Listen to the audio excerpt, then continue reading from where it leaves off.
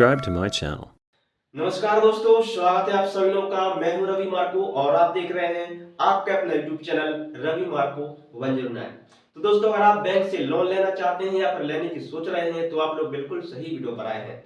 तो दोस्तों, आप लोग इस वीडियो को पूरा देखना है, फुल वॉच करना है, पूरा समझ लेना है। इसके बाद क्या करना है, बैंक जाना है लोन लेने के लिए, ताकि आप लोग समझ सकें कि बैंक वाले जो ईएमआई बता रहे हैं वो सही बता रहे हैं या फिर ज्यादा बता रहे हैं। ठीक है, तो फ्रेंड्स, अगर आप इस वीडियो पर नए हैं तो सबसे पहले चैनल को सब्सक्राइब कर लें, वीडियो को लाइक कर दें और दोस्तों में शेयर भी कर दें। ठीक है, तो बिना टाइम वेस्ट किए क्या करते हैं, सीखते हैं। तो फ्रेंड्स, मैंने आप लोगों को समझाने के लिए यहाँ पर बोर्ड पर लिख रखा है, जैसा कि हमने बैंक से लोन लिया है कितना, 5 लाख रुपया।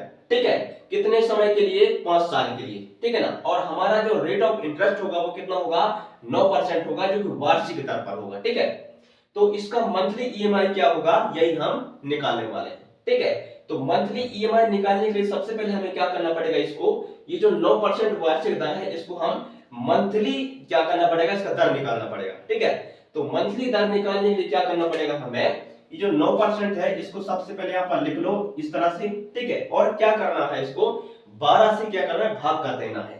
ठीक है, 12 से क्यों, क्योंकि एक साल में जो है 12 महीने होते हैं। अब 12 से हम भाग करेंगे तो हमें पता चल जाएगा क्या, दर पता चल जाएगा। ठीक है, एक महीने का जब हम इसको भाग करेंगे तो क्या आएगा, भाग करेंगे तो आएगा 0.75% आ जाएगा।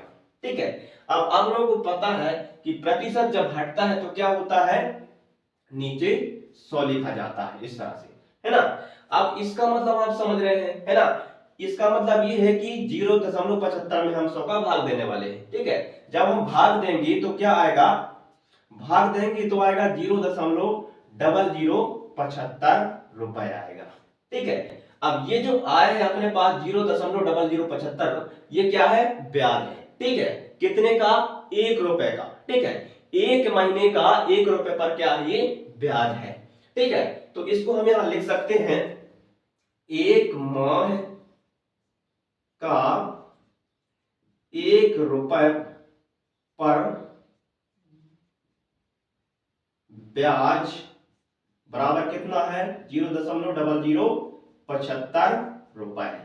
ठीक है, तो ये जो आया है क्या है, एक माह का 1 रुपए पर क्या है, ब्याज है। ठीक है, अब 5 लाख रुपए का जो है एक महीने पर कितना ब्याज होगा, इसको निकाल लेते हैं। ठीक है, अब ये निकालने के लिए हम क्या करेंगे, 5 लाख में जो है 0.0075 में क्या कर देंगे, गुणा कर देंगे। ठीक है, चलो करते हैं। हम यहां पर लिख लेते हैं 5 लाख लिख लेते हैं। ठीक है, 5 लाख गुणे 0.0075। ठीक है, अब इसको हम गुणा करेंगे तो क्या आएगा, गुणा करेंगे तो आएगा, पहले 5 जीरो यहां पर लिख लेते हैं इस तरह से। ठीक है, अब 5 5 पचम कितना होता है, 25, 25 का 5, 2 कैरी 5 सत्ते 35, 36 37, इस तरह से। ठीक है, अब ये जो दशमलव के बाद 4 संख्याएं हैं तो हम क्या करेंगे, 4 संख्याओं के आगे दशमलव लगा देंगे। ठीक है, 1 2 3 4 इस तरह से। अब इसको हम लिख सकते हैं 3750 रुपए। ठीक है, तो ये जो आया है, ये 5 लाख का जो है एक महीने का क्या है, ये ब्याज है। ठीक है, कितना है, 3750 रुपया। ठीक है, हम यहां पर लिख सकते हैं 5 लाख का एक महीने पर ब्याज बराबर 3750 रुपए। तो ये जो आया है 3750 रुपये क्या है, ये 5 लाख रुपया का एक महीने पर क्या है, ब्याज है। ठीक है, अब जो है यहां से मेन खेल होता है, हमें अब निकालना क्या है, ईएमआई। ठीक है, महीने का ईएमआई क्या होगा। अब 3750 से ज्यादा होगा तभी तो हमारा क्या होगा, ये मूलधन जो है कम होगा। ठीक है, तो इसको जो है हल करने के लिए क्या होता है, एक फॉर्मूला होता है। ठीक है, उस फॉर्मूले की मदद से हम क्या करेंगे, ईएमआई निकाल लेंगे महीने का। ठीक है, तो सबसे पहले मैं बता दूं ईएमआई का मतलब होता क्या है। ठीक है, ई एम आई बराबर इक्वेटेड मंथली इंटरेस्ट, ठीक है, इंटरेस्ट ये होता है, ठीक है। तो इसका जो है मंथली इंटरेस्ट निकालने का एक फॉर्मूला होता है, उसको मैं यहाँ पर लिख देता हूँ, ठीक है। और उसी के जो है माध्यम से अपन क्या करने वाले हैं, ईएमआई निकालने वाले हैं, ठीक है। तो हमारा फॉर्मूला क्या है, हमारा फॉर्मूला है यहाँ पर लिख लेते हैं ईएमआई बराबर एल इंटू आर ब्रैकेट बंद इंटू 1 प्लस आर ब्रैकेट बंद एन बटे 1 प्लस आर ब्रैकेट बंद एन माइनस 1, ठीक है। ये जो हमारा मंथली ईएमआई निकालने का क्या है, फॉर्मूला है, ठीक है। इस फॉर्मूले की मदद से जो हम क्या करने वाले हैं, ईएमआई निकालने वाले हैं, ठीक है। इसको एक रट लेना, याद कर लेना, क्योंकि इसके माध्यम से हम क्या करेंगे, हल करेंगे, ठीक है। तो सबसे पहले मैं इनको बता दूं कि इनका मतलब क्या होता है, ठीक है। एल का मतलब क्या होता है, यहां पर लिख दूं एल बराबर लोन अमाउंट, ठीक है। एल का मतलब क्या होता है, लोन अमाउंट होता है, ठीक है। जितना हमने लिया है, कितना लिया, 5 लाख रुपए लिया, ठीक है। आर का मतलब क्या होता है, आर बराबर होता है, आर बराबर वो क्या होता है, रेट ऑफ इंटरेस्ट होता है, ठीक है। अब इस फॉर्मूला में कैसे यूज करना है ये बता दे रहा हूं, ठीक है। इसका मतलब रेट ऑफ इंटरेस्ट ही होता है, ध्यान रखना, ठीक है। जितना हमने निकाला है वही लिखेंगे यहाँ, ठीक है। कितना निकाला है, 0.0075 निकाला, ठीक है। तो इसी के बारे में यहाँ पर लिखने वाले हैं, ठीक है। यहाँ पर लिख रहे हैं हम एक माह का 1 रुपए पर ब्याज, ठीक है। इसके बाद एन का मतलब क्या होता है, यहां पर लिख देते हैं एन बराबर, एन का मतलब क्या होता है, समय होता है ना। एन को हम टी से भी डिनोट करते हैं, ध्यान रखना, ठीक है। एन का मतलब समय होता है। अब इस फॉर्मूले में हम क्या दर्शाने वाला है यहाँ पर, वो ध्यान से देखना, ठीक है। एन का मतलब ये कह रहा है हमारा फॉर्मूला कि यहाँ पर जितने समय दिया है ना, वो समय मतलब महीनों का संख्या, ठीक है। तो महीनों की संख्या यहां पर लिख देते हैं महीनों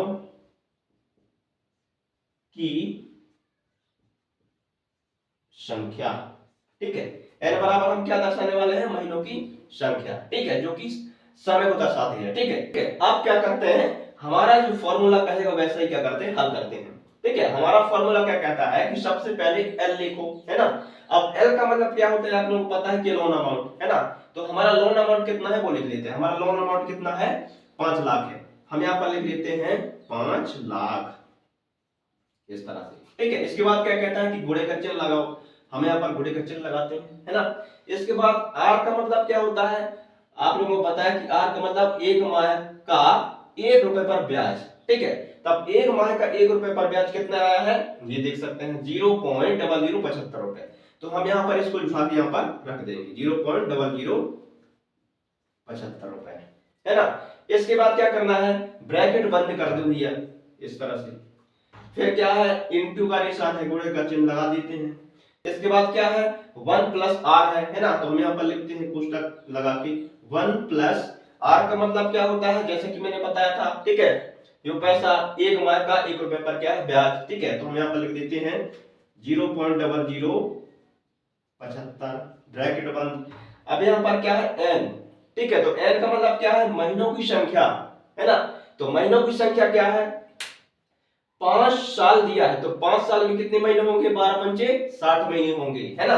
तो हम यहाँ पर क्या लिखेंगे 60, इस तरह से, है ना। अब क्या लिखा है, बटे, तो हम यहाँ पर बटे लगा देते हैं। अब यहाँ पर क्या लिखा है, 1 प्लस 1 प्लस आर, है ना। तो यहाँ पर लिख देते हैं 1 प्लस आर। आर मतलब क्या है, 1 माह का 1 रुपए पर ब्याज, है ना। इसको उतार देते हैं, जो करते हैं ये ब्रैकेट बंद। अब यहाँ पर क्या लिखा है, एन, एन का मतलब क्या होता है, महीनों की संख्या, तो यहाँ पर लिख देते हैं 60, ठीक है। इसके बाद -1 लिखा है ना। तो हम यहाँ पर लिखेंगे -1। अब जो है हमें कैलकुलेशन करने में थोड़ी सी आसानी होगी, ठीक है। तो चलो करते हैं कैलकुलेशन। सबसे पहले हम इनको क्या करते हैं, गुणा कर लेते हैं, ठीक है। इनको हम गुणा करेंगे तो क्या आएगा, जैसा कि हमने किया भी था, ठीक है। 5 लाख में जो है 0.0075 में किए थे, तो कितना आया था, 3750 आया था। ठीक है, तो हम यहाँ पर लिख देते हैं 3750, इंटू लगा तो यहाँ पर इंटू लगा देते हैं। ठीक है, इसके बाद क्या करना है, 1 प्लस 0.0075 में क्या करना है, जोड़ना है। ठीक है, तो जोड़ेंगे तो क्या आएगा, यहाँ पर आएगा 1.0075 आएगा। ठीक है, यहाँ पर ब्रैकेट लगा दो और यहाँ पर 60 लिखा है तो 60 यहाँ पर लिख देना है। ठीक है, इसके बाद क्या करना है, बटे के चिन्ह लगा के इनको भी जोड़ना है। ठीक है, तो इनको भी जोड़ेंगे तो कितना आएगा, यहाँ पर सेम वही आएगा 1.0075, ब्रैकेट 1 ऊपर क्या है घात में 60 -1।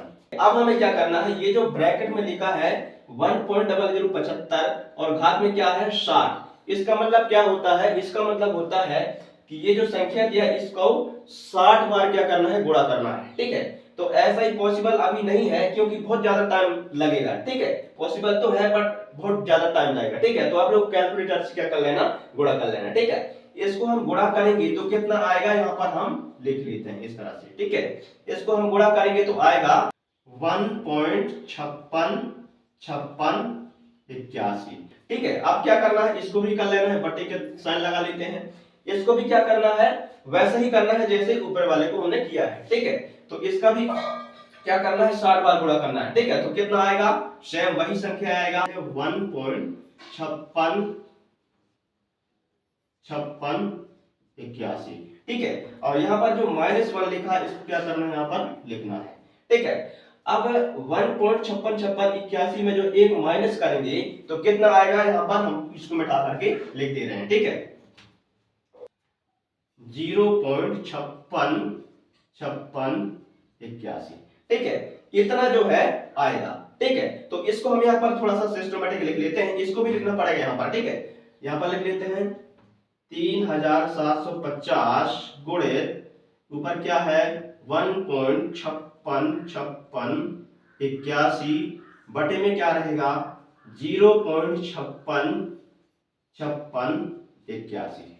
ठीक है, अब हमें क्या करना है, 1.565681 को जो है इसके साथ क्या कर देंगे, भाग कर देंगे। ठीक है, तो भाग करेंगे तो कितना आएगा, मैं यहाँ पर साइड में लिख देता हूं।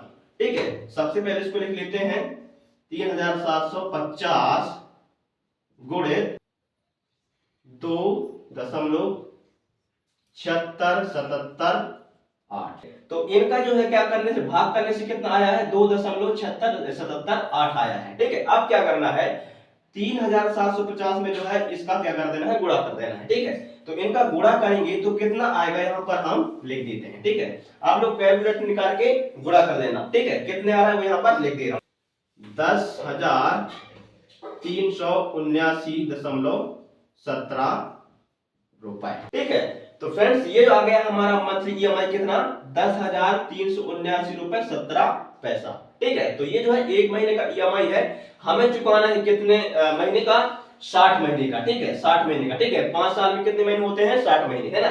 तो 60 महीने तक जो हमें 10,379 रुपए 17 पैसा चुकाना है। ठीक है, तो क्या करना है, इसको गुणा कर देंगे 60 से तो हमारा क्या आ जाएगा, पूरा पैसा आ जाएगा। ठीक है, 60 के साथ कर देंगे क्या हम, गुणा। ठीक है, चलो गुणा करके दिखा देते हैं, जीरो को हम यहाँ पर लिख लेते हैं इस तरह से, है ना, इसका काम हो गया। अब इनका गुणा करते हैं, 6 7 कितना होता है 42, 42 का 2, 4 कैरी, है ना, 6 एकम 6, 6 4 कितना होता है 10, 1 कैरी, है ना। अभी दशमलव को छोड़ देते हैं, इसको बाद में बताता हूँ। ठीक है, 1 कैरी है अपने पास, 4 कितना होता है 54, 1 55 हो गया, है ना, 5 फिर से कैरी, 6 7 कितना होता है 42, 42 और 5 कितना होता है 47, तो 47 हम यहाँ पर लिख देते हैं, 4 फिर से कैरी। ठीक है, 76 का कितना होता है 18, 18 और 4 कितना होता है 22, 22 का हम 2 यहाँ पर लिख देते हैं, 2 कैरी, है ना। अब यहाँ पर 0 है इसलिए हम 2 को पूरा रख देते हैं इस तरह से। ठीक है, अब 6 का कितना होता है 6 होता है।